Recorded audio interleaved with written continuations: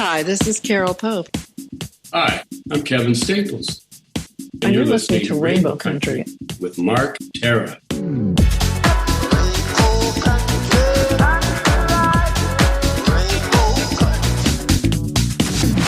The views and opinions expressed on the following program are those of the persons appearing on the program. Today on Rainbow Country, award-winning novelist, professor, and playwright Patrick Horrigan joins me to talk about his latest novel, American Scholar. A novel that tells the story of a man driven to discover, but afraid to know the truth about himself and his gay lovers, both past and present. That and more in episode 372, so stay tuned for Gay Talk Radio right here on Rainbow Country. Hello, my name is Conchita. And I'm Barbecue. And my name is Hardcora. And we are the Beat Girls. You're listening to Rainbow Country with Mark Tara.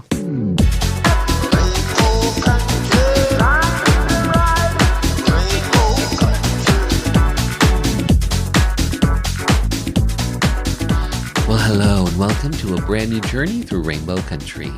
As I like to call it, a little gay radio show working to give voice to the LGBT community and beyond. And as always, I am your tour guide through Rainbow Country. I'm producer and host, Mark Tara. By the way, Rainbow Country originates from CIUT FM in Toronto and now proudly in syndication on 12 outlets across Canada, from coast to coast to coast. The Yukon, British Columbia, Saskatchewan, Manitoba, the east coast of Canada in Newfoundland, Ontario, even down to Buffalo, New York, and online. Well, thanks to you tuning in, streaming, downloading, but ultimately listening. Together we continue to build Rainbow Country into a nationally syndicated gay radio show, a #1 LGBT podcast on Podomatic.com's gay and lesbian chart, as well as being recognized as Canada's #1 LGBT podcast on Feedspot.com. So today, American Scholar, a novel that shifts between 2016 and the late 1980s, when AIDS cut a deadly swath through the gay community, and the dawn of the Trump era, where social media and political polarization threaten another kind of death sentence. Joining me to talk about his latest novel, American Scholar, award-winning author Patrick Horrigan. Plus in hour 2, music from LGBT artists, independent artists, voices that we've come to know and love in classic disco, classic 80s, classic house, and on this episode I'm featuring some classic funk, some queer rap, and more. All that lies ahead as we start Journey 372 through Rainbow Country. And our first stop is what I like to call the Rainbow Country School for Canadian Gay History. On today's lesson, from activist, author, and historian Tim McCaskill, the censorship of Canada's LGBT community.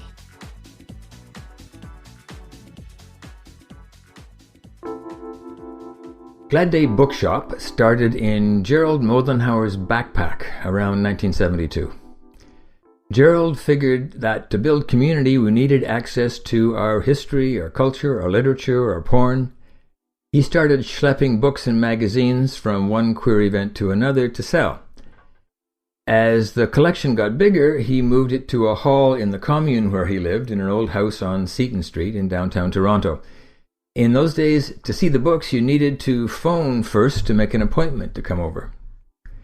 Glad Day finally opened a fully fledged store in the late 1970s, and that's when the more public profiles started causing problems. An issue with the Canadian book business is that a lot of titles are published elsewhere and therefore need to be imported, and that means they all have to pass through Canada Customs. And Canada Customs in those days was not about to let dirty, smutty, queer literature cross the border to corrupt innocent Canadians. Glad Day started having books seized and shipments blocked starting in 1977. It got worse in the 80s. Even The Joy of Gay Sex got banned as obscene. And even if books got through customs, they were still not safe. In April '82, police raided Glad Day and charged employee Kevin Orr with selling obscene material. And that wouldn't be the last raid. Glad Day was embroiled in court cases for years. Some American publications actually started producing special Canadian editions with pages blanked out to get them across the border. In 1983, partners Bruce Smythe and Jim Deva started a gay bookstore in Vancouver called Little Sisters. Little Sisters was soon experiencing customs seizures as well. What was infuriating was that big mainstream bookstores were now importing and selling many of the same titles without a problem. It was just small, gay-run bookstores that were being targeted. Little Sisters also fought the customs seizures through the courts. But it took years and thousands of dollars before the Supreme Court finally decided that the seizures were a violation of the Charter of Rights. That was in 2000. Customs still had the right to stop materials, but the onus was on them to prove they were obscene. Customs censorship finally began to grind to a halt. By this time, queer material was widely available, and the digital age meant that borders were being largely irrelevant anyway. But today, both Glad Day and Little Sisters continue to operate as bookstores. Glad Day is actually the oldest surviving gay bookstore in the world. So if you are in Toronto or Vancouver, be sure to check them out. They're part of the living history of our community. This is Tim McCaskill, author of Queer Progress.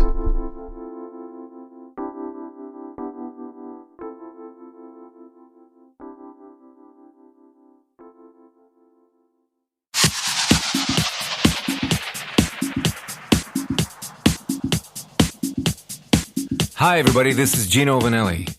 You're listening to Rainbow Country with Mark Tara.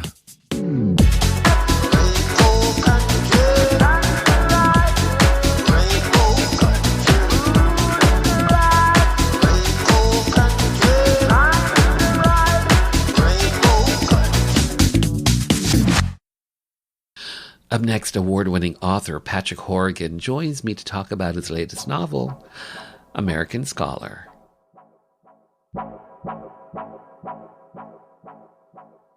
Gregory smiled. Being with you last night reminded me how good I used to feel with you. Me too. Jimmy felt the stirring of an erection. And how I used to feel I could tell you anything and you wouldn't judge me. I want you to feel that way. I know you never stopped caring about me. I never stopped, you're right. It's just, I know. You're the first real boyfriend I ever had, and Jimmy paused to collect his thoughts. I have so much to learn about being in a relationship, but you are very important to me. You have no idea. I'm glad, Gregory said, sipping his beer. So I feel I can tell you, I recently got tested again for HIV. Jimmy tensed up. And I'm happy to report the test came out negative. Oh, shit, are you trying to scare me? Imagine how I felt having to wait for the results. Was there any doubt? Gregory leaned back. There's always doubt. No, but I mean, did you really think you might be HIV positive?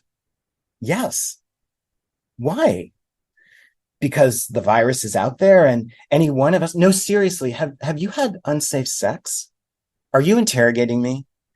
I think I have a vested interest in knowing whether a friend has been having unsafe sex.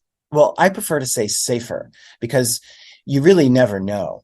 People get a false sense of security or doom with words like safe and unsafe. It's not that simple and clear cut. Jimmy stared in disbelief.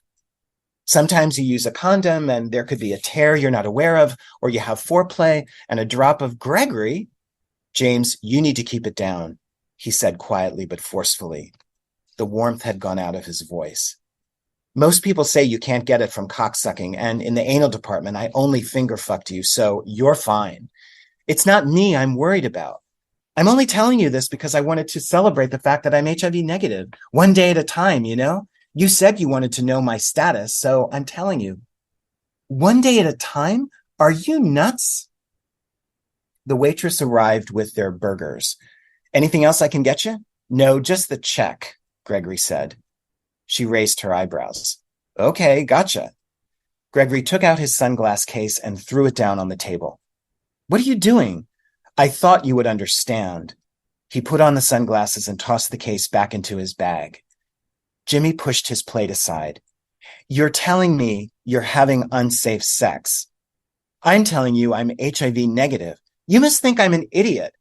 I don't appreciate being scolded. He slung his backpack over one shoulder and slid out of the booth. Where are you going? I need some air.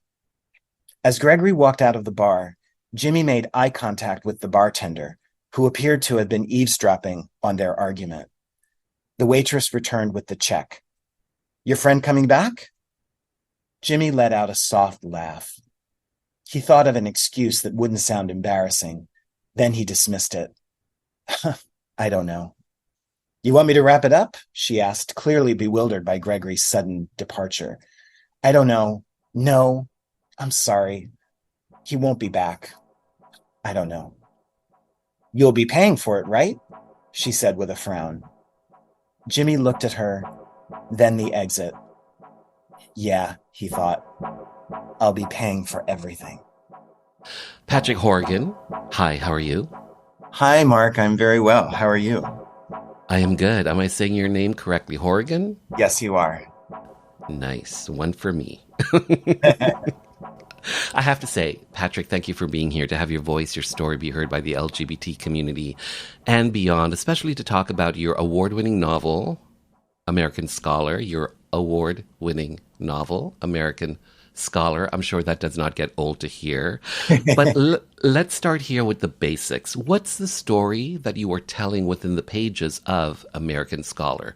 Talk to me about the story that you're telling. This is the story of a writer who has never really gotten over the first love of his life.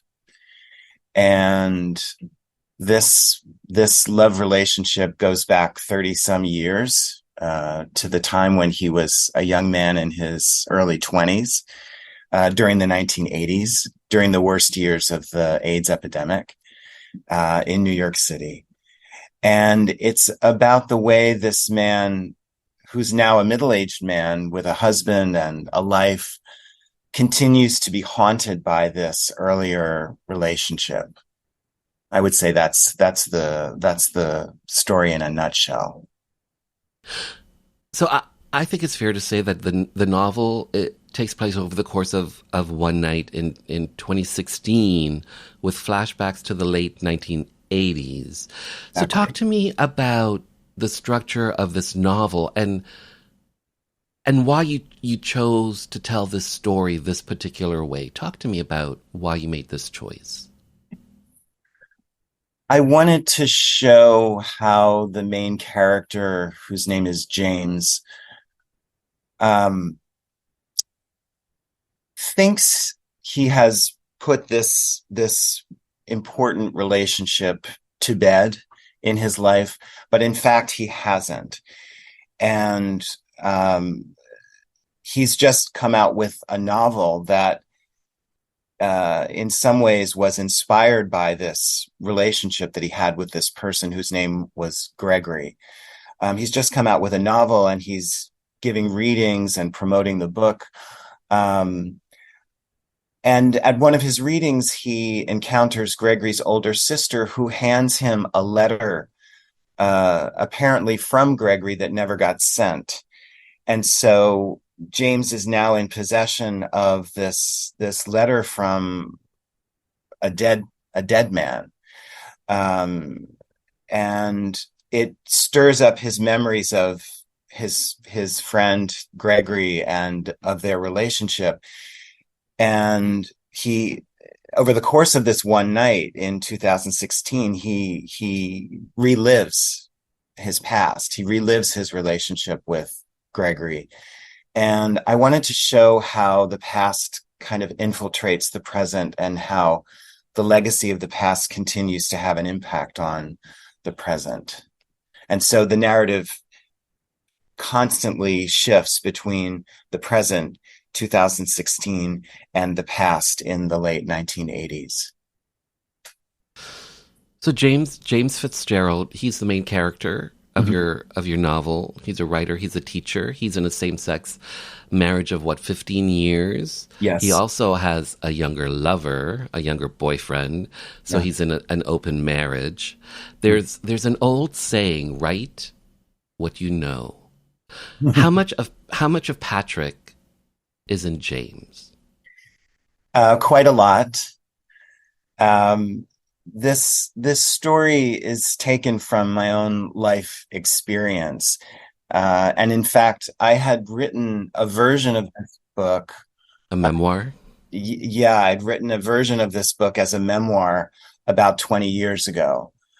And ended up not being completely satisfied with it. So I put it aside and decided many years later to take another crack at it as fiction.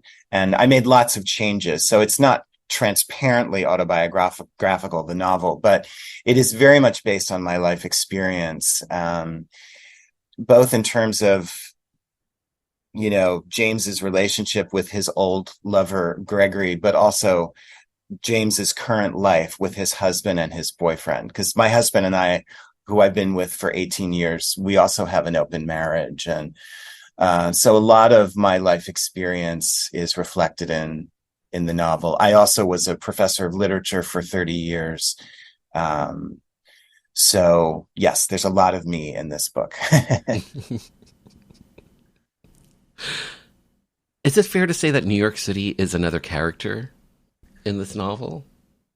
Yes, that's a good way to put it.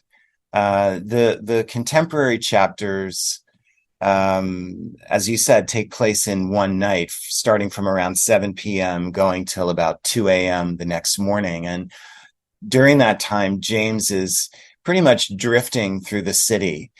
And so a lot of the sights and sounds of the city over the course of that night come through in the novel, but also in the flashbacks.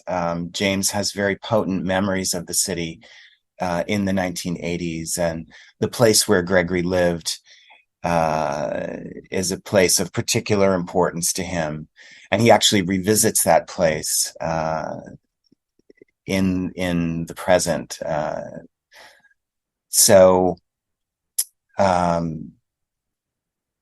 And the city, for me and for so many people, is a place where you come to discover yourself and to find a community and to live your life fully. And that's certainly the case for James and his friends. And that was and continues to be the case for me. So yeah, New York City is a very important figure in this novel. Okay, so the origins of American Scholar. Let's talk about the genesis, maybe potentially, of American Scholar. 1941, American Renaissance, art and expression in the age of Emerson and Whitman. Also, you just mentioned an unpublished memoir. Are these the seeds of American Scholar? Yes. When I was a graduate student at Columbia University in the late 1980s, and I was studying American literature, and that's what I ended up teaching for most of my career as a professor.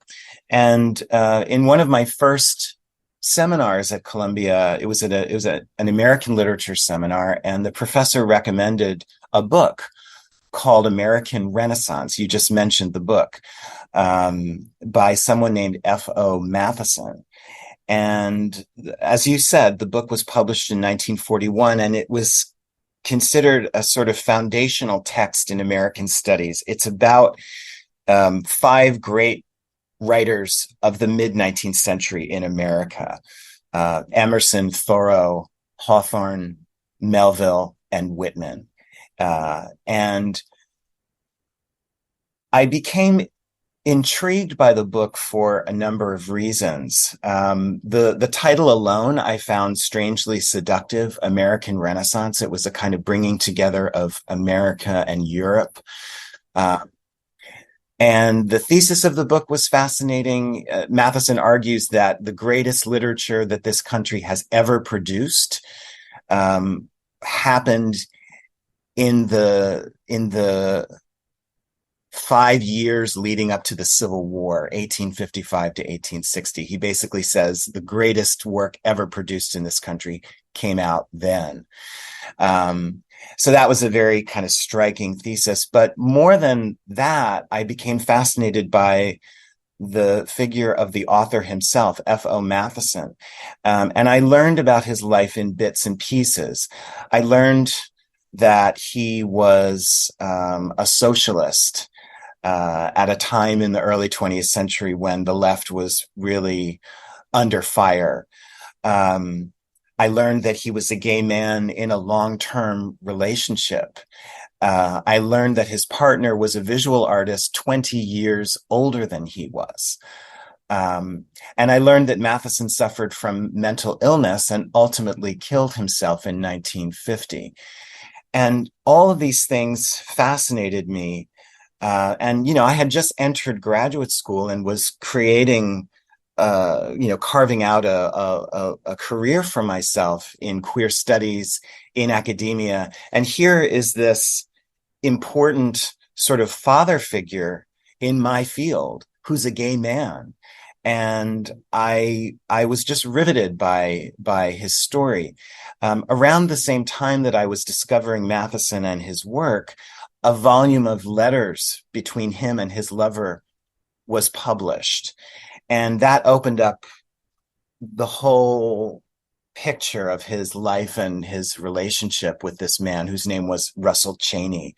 And at the time, I was just beginning to date other guys. I had my first serious relationship around this time with someone who was very similar in some ways to Matheson. He was a socialist. He suffered from mental illness.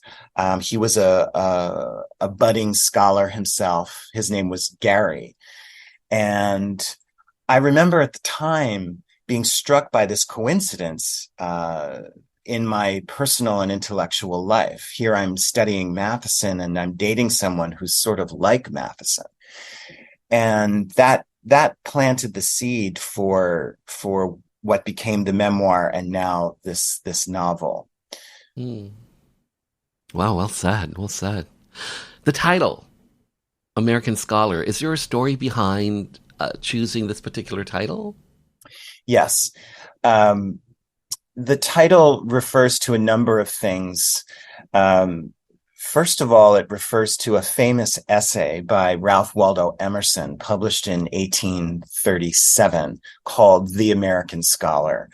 And this was one of the first pieces of American literature that I wrote about in graduate school. And in a nutshell, The American Scholar is an essay that argues that American artists, writers, intellectuals really have to carve out a creative path for themselves, because what we in this country have to say is something that has never been said before.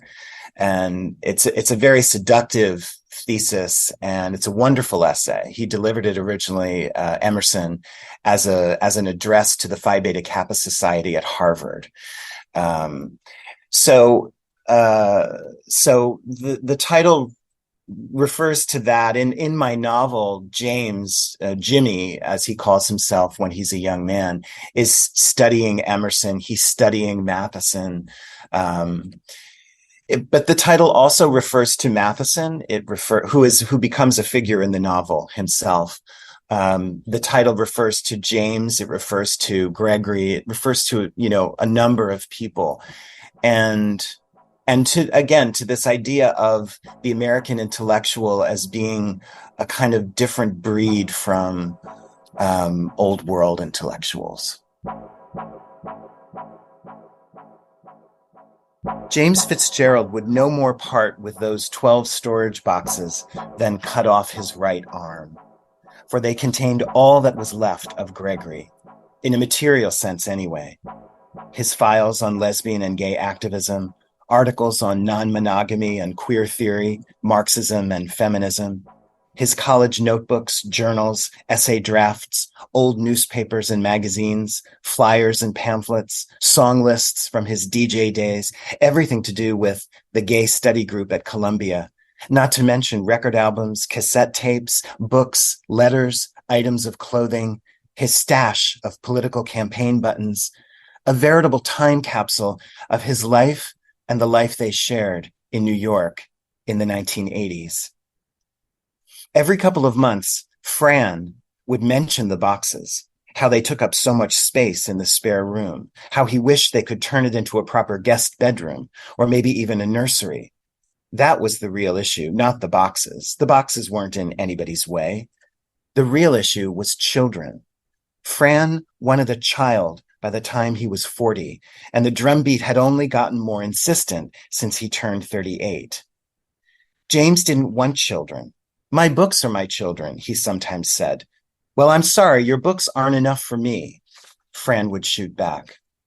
They quarreled about it again this morning, and on the very day he was set to give a reading from American Scholar. Surely that was no coincidence.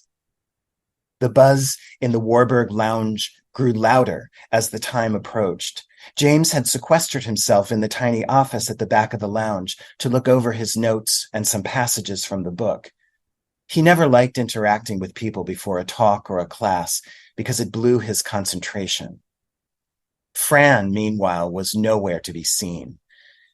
James tried calling one more time. Still no answer. They'd originally planned on going uptown together, but that afternoon Fran texted saying he had to work late and would meet him at the Y instead. Now, minutes before the reading, he sent a message that the 7 train was delayed. So, which was it? Too much work or subway trouble? Why not jump into a taxi or call an Uber? It didn't take a PhD in English to see what was going on.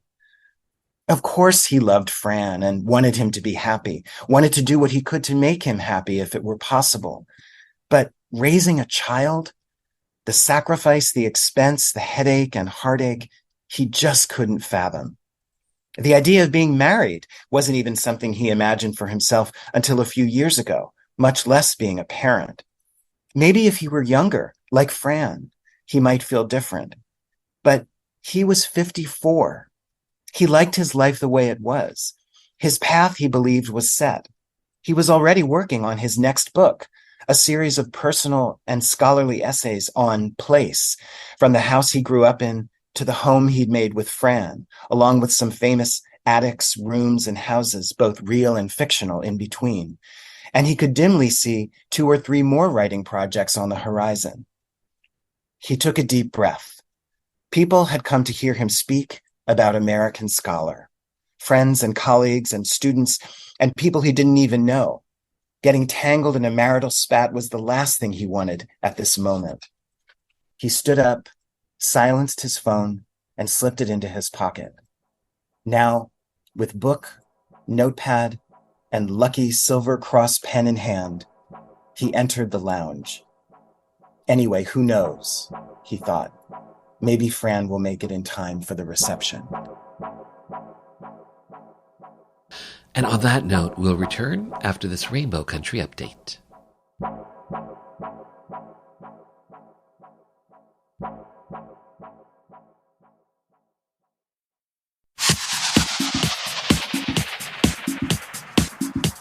Hi, I'm Paul Poirier, Canadian champion in ice dance and 3-time Olympian, and you're listening to Rainbow Country with Mark Terra. Hitmakers is a full-service, award-winning record label and social enterprise based in Iqaluit, Nunavut. We specialize in the creating and marketing of world-class Inuit and Indigenous music, including pop, hip-hop, rock, folk, and traditional Inuit music.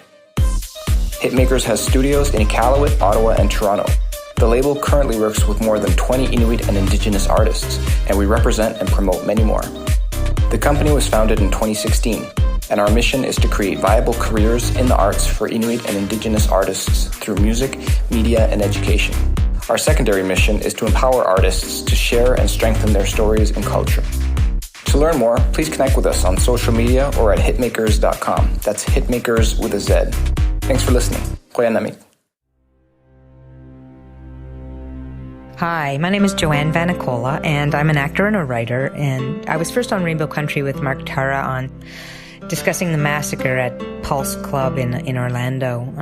I realized how important it was for our community to have a radio station, specifically for our issues, to talk about people in the LGBTQ community and to provide an outlet for our stories, to discuss our politics, culture, and give voice to the issues that matter to us. And of course our artists and the things that we do globally, and talk about culture. And without people like Mark Tara providing a space for this with a radio show like this, then we wouldn't have that voice. So support, tune in. Thank you.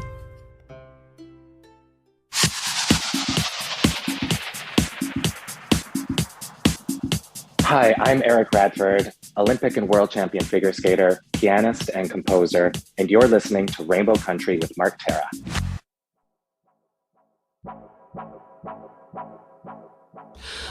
Patrick Horrigan, you are an award-winning writer. I'm interested to know, when did you recognize that you had a talent for, a love for writing? When did this recognition happen for you? Was there a certain flashpoint, a moment when you realized that, hey, I'm a good writer. I think I could make a career out of this? People started telling me that I wrote well in high school. I got that message from a number of my teachers. I didn't really think of myself as a reader and writer until well into college, however, even though I was an English major. I got turned on to reading in a serious way after studying abroad my junior year of college. I was in London, and I was surrounded by all these kids who seemed to know much more than I did. And I wanted to be able to talk to them about the things they were talking about. And that's when I started really becoming a reader. I started becoming what I would consider a serious writer when I entered graduate school. And something that happened around the same time was I entered therapy. And I began to do a lot of personal writing as part of my therapy in the early years of my therapy, and started re-examining my life and my story, constructing a story for myself. And in graduate school, in addition to writing all the essays and papers that I was required to write, I started writing personal essays just for myself, which had to do with movies that I saw as a child and that had a big impact on me. And I was trying to understand how those movies helped shape my consciousness. And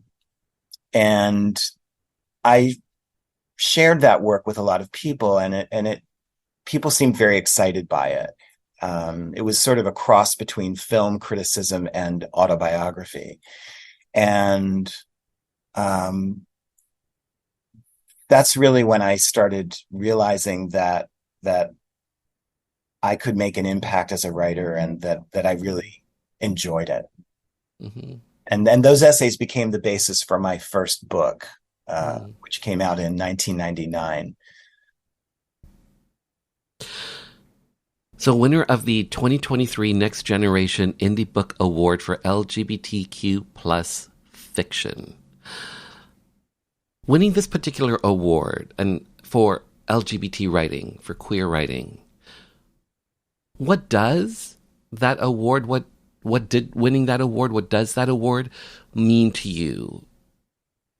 Or does it mean anything to you specifically because it's for LGBTQ plus writings? Oh, it means a lot. It's very flattering to get an award like this. And everything I write has to do with the LGBTQ plus community in some way.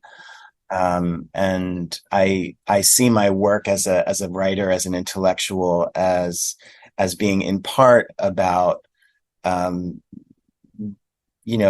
teaching people about the community and helping people think through some of the issues that are important to us as LGBTQ plus people. Gay people. I don't know. I'm always amazed when someone reads one of my books, to be honest, and really thinks about it. I can tell you've read it, you've thought about it, and it's enormously flattering to me. So getting an award is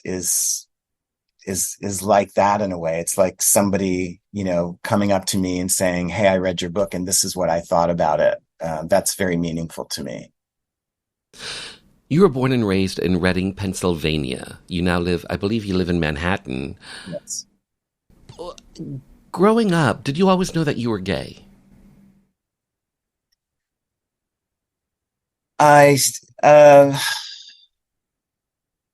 Not until high school. I started suspecting that I was gay in high school.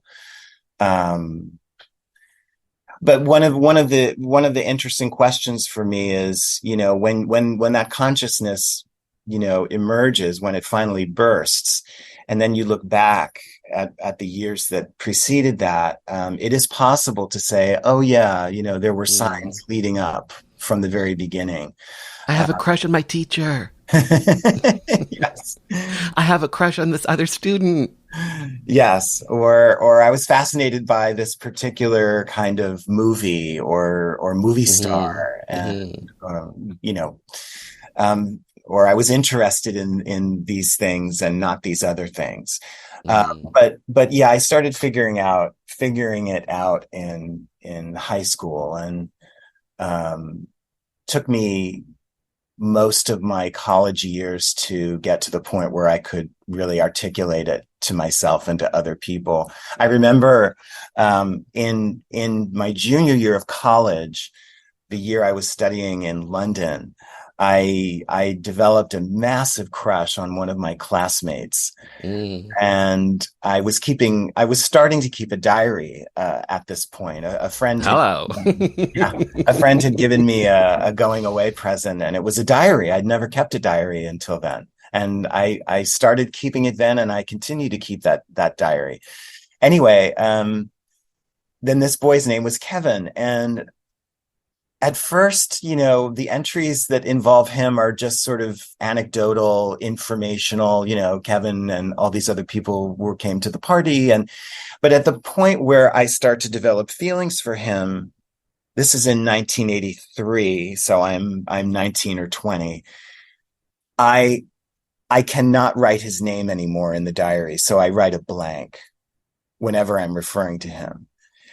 And this to me is just such a vivid indication of how my consciousness wasn't there yet. I wasn't able to really say this to myself, but it was developing. Okay, so this next question is a big question, but I'm starting to ask it more and more on my show and challenging people about certain things, and this is one of them. Mm-hmm. So, quote, would he still identify as gay or more radically as queer? Unquote. This is a quote from your novel, American Scholar. Being gay, being queer, being gay. For me personally, I don't tend to use the word queer in my everyday life. On the show, of course I do. I did an interview a few years ago with a lesbian couple. And these two women, one of them was a lesbian, the other one was bisexual. And the one who was bisexual was on a dating app. And her profile said that she was bisexual. And she got a lot of pushback, essentially, because people were saying, oh, jump off the fence, pick a side, bisexual, blah, blah, blah, that sort of thing. Mm-hmm.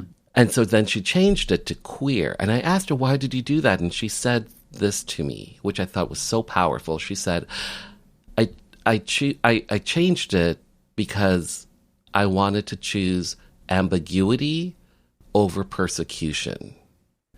Ambiguity over persecution. And I thought that was so powerful.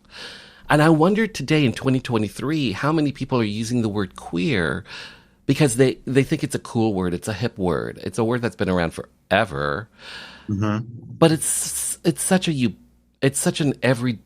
ubiquitous everyday word that it's sort of lost its meaning, I think. And if a straight man has, like, say, painted fingernails, is he suddenly queer? Is he suddenly part of the community? I don't know. So I'm asking you the question for yourself, being gay, being queer, being gay. How do you see these two words and the importance of them? This is a great question. I don't mean to interrupt you, but I think too it's a discussion that I think we're not having. People in the LGBT community, it's like, who are we? Who are we? Yeah. It gets well. The line that you quoted from the interviewee about choosing ambiguity over persecution, I mean, that really gets to some important issues. Yeah. And beautifully said too. I remember when the word queer started coming into vogue. As I recall, it was in the early 90s. There was an organization that sort of grew out of ACT UP, which I had been involved in. I was involved in ACT UP, but this organization grew out of it called HOUR Nation. And there was also a lot of discussion in gay studies and queer studies circles about the use of the word queer as opposed to gay or lesbian or bisexual. For me, queer is a little bit like the N word. It's tainted by the long history of its being used in a pejorative way to describe anything or anyone that's twisted or wrong or off, and so on. And I know that we do this with language. We reclaim it, we repurpose it, and we try to, empower ourselves by doing so. But it's hard for me to just ignore the longer history of that term. I do understand, however, the space that it creates for people, and ambiguity is one way to describe that space. It's also it also creates space for people who feel that they fall through a lot of cracks, or whose identities are so multifaceted that words like gay or lesbian or bisexual or straight don't begin to account for their experience. So I understand the usefulness of the term in that sense. There's a great book by the queer studies scholar Eve Sedgwick called Epistemology of the Closet. And the first line of the introduction, as I recall, in which she tries to explain what queer means to her, she says, people are different from each other, period. That's the first line of that introduction.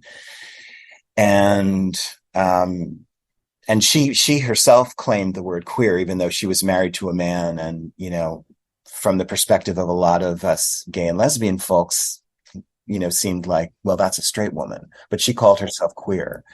And she identified strongly with the LGBTQ community.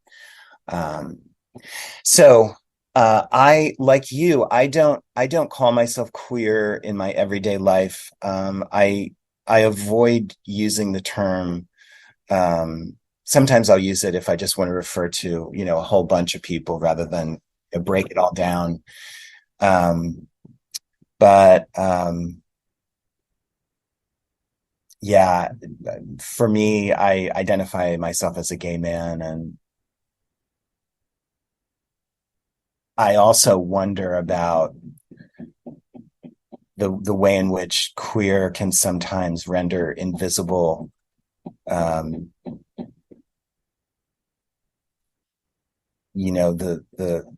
specific identities and experiences of people. It's complicated. Yeah, it's complicated, but I think for me, I think it's an important conversation to be had and on an ongoing basis. So thank you for being part of that conversation. Mm-hmm. I have a random question for you. Yeah. Actors with accents. What is this? So my husband is originally from Venezuela. His name is Eduardo Leañez, and he came to the U.S. about 20 years ago in order to be open as a gay man, but also to pursue acting. And he quickly discovered that he was being typecast. And that there wasn't a lot of work for an actor with a thick accent as he has. So we got the idea to create a variety show, and he came up with the name called Actors with Accents. And we invite anybody that we can think of to perform. And we're particularly interested in getting people with accents to perform things that they probably wouldn't get to do in the, mainstream or legitimate, art world. So, for example, one time we had a woman from Seville in Spain with a very thick accent. Her name is Inma, and she performed a monologue from George Bernard Shaw's Saint Joan. And it was wonderful. But you'd never hear a woman with a thick Spanish accent performing, the role of Joan. So that's what Actors with Accents is. And we also define accent very broadly as anything that makes you unique. So, that opens it up to people, more than just people for whom English is a second language or people with accents. It creates a lot of opportunity for all kinds of performers to do stuff. How has the response been to American Scholar? I would say it's been very positive. The reviews have been really nice. My publisher tells me it's selling well. Just, what I'm hearing from people who've read it, people tell me that it's a fast read, which I love hearing. I work hard to make the prose flow, and I want it to be a page turner, even though it's got a lot of darkness in it and it's a very serious novel. I still want it to fly, and people tell me that it does. So that makes me really happy. People tell me that they're absolutely shocked by the ending, which also makes me really happy. So I would say so far the reception has been really nice. I'm pleased with it. So Patrick, here's my last question for you. What do you hope audiences come away with after they've read American Scholar? I think what I flash to when you ask that question, Mark, is the ending, and I'm not going to give anything away, but I like books that end somewhat inconclusively, or that leave the reader feeling as if they now need to go back and read it again. One of the things about the main character in this novel, James, is that James doesn't know himself as well as he thinks he does.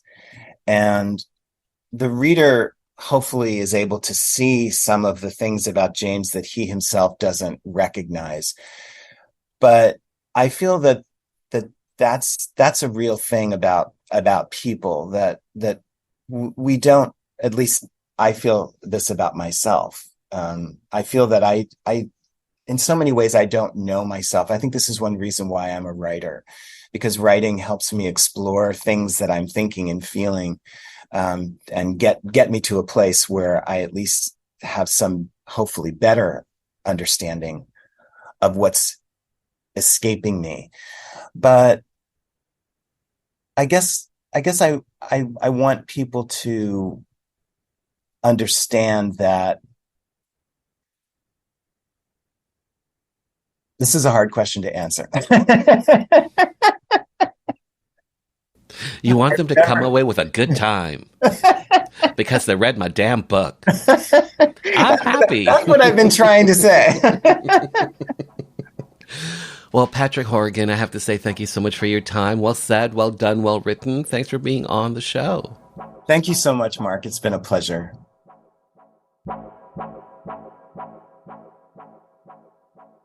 Jimmy Fitzgerald entered the shift room of Earl Hall and took a quick look around. He felt nervous. 15 or 20 guys stood talking in small groups and pairs. Others sat in folding chairs arranged in a wide circle. Though many of the seats were already taken, he spotted 3 in a row still unoccupied. He crossed the room, trying to act like he knew what he was doing, like he belonged here, and chose the middle of the 3 so as not to have to sit next to anyone, at least not yet. Avoiding all eye contact, he methodically removed his coat and scarf and hung them over the back of the chair.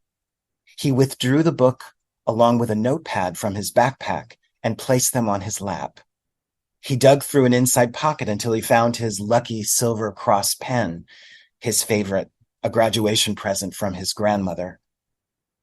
Now, he wanted another moment to get comfortable, just take in his surroundings. The room was handsome. High ceiling, chandelier, deep-set arched windows with long drapes, dark wooden wainscoting, marble fireplace, an enormous Persian carpet. He took a deep breath. The buzz in the room grew louder as the hour approached. He wasn't ready to interact. At the same time, he wished he were any one of these guys now boisterously laughing and talking with friends. But of course, that's why he'd come in the first place.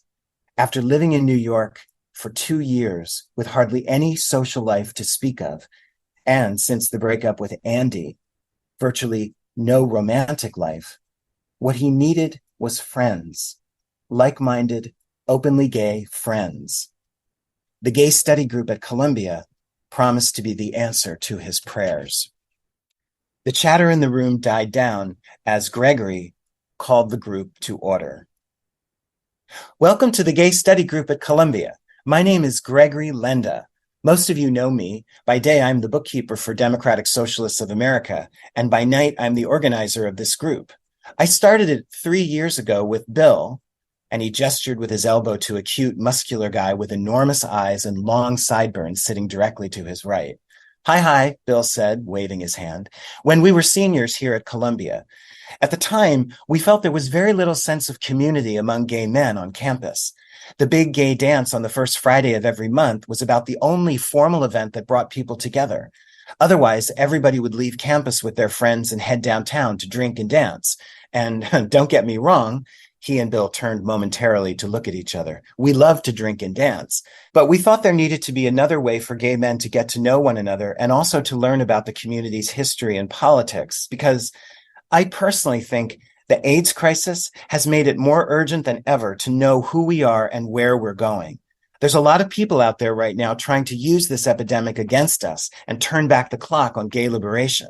So that's why Bill and I created the study group, with the blessing and financial support of student activities. He clasped his hands in prayer. Thank you, student activities. And I'm proud to say our membership has been growing steadily ever since. I want to give a special welcome to the newcomers tonight. You mind just raising your hands so we know who you are? Jimmy, along with a handful of others, raised his hand. That's great. Welcome.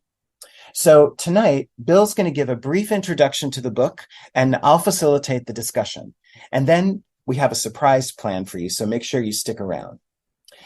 Then, as if Gregory were a news anchor, and take it away, Bill. First, I want to thank Gregory, Bill said, gently placing a hand on Gregory's knee, for making all of this possible. It's really good to be here. You all didn't see too much of me last year because I was studying to become a Quaker.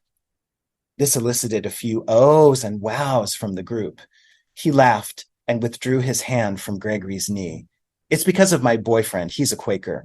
Which reminds me, at some point, I'd like us to tackle religious ideas about homosexuality, maybe next semester. I think it would be great if we could, take some ownership of that discourse, which is so often used against us. Just putting that out there. So this is how gay men talk, Jimmy thought, looking at Gregory and Bill, admiring their easy eloquence, envying their subtle camaraderie.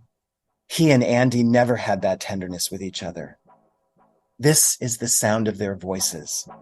This is how they comport themselves when sex is not top of mind. American Scholar is available wherever you get your favorite books. And on Amazon.ca, the novel has a rating of 3.9 out of 5 stars. For more on this award-winning author, simply visit PatrickEHorrigan.com. Bill 7, to ban discrimination in employment, government services, and housing, based on a person's sexual orientation, was up for a vote at Queen's Park. Most NDP and Liberal MPPs supported the bill, but without some progressive Conservative legislators' backing, a divisive split could rack the province. 4 PCs decided to break party ranks to vote with their conscience and support Bill 7. Cabinet Minister and MPP Dennis Timbrell did it to show solidarity for his beloved brother, the well-known drag queen Rusty Ryan. And for me, a gay politician who was not yet out, I had to take a stand. We were known as the Gang of Four. I'm former Cabinet Minister and MPP Phil Gillies. The date, December 2nd, 1986, when LGBT rights came to Ontario. And just like that, this little gay journey through Rainbow Country has come to an end. For the full 2-hour episode, simply head over to marktara.com where everything is connected and hit the archives banner. To keep up to date with the show, check out the socials at Mark Tara. The podcast is available on all major platforms.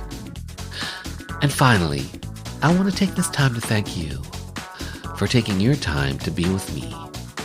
Remember, despite all the craziness in the world these days, know this, that we are living in days of making dreams come true, so believe in yourself, and the world will believe in you.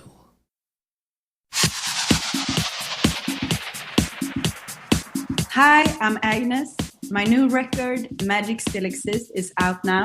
You are listening to Rainbow Country with Mark Tara.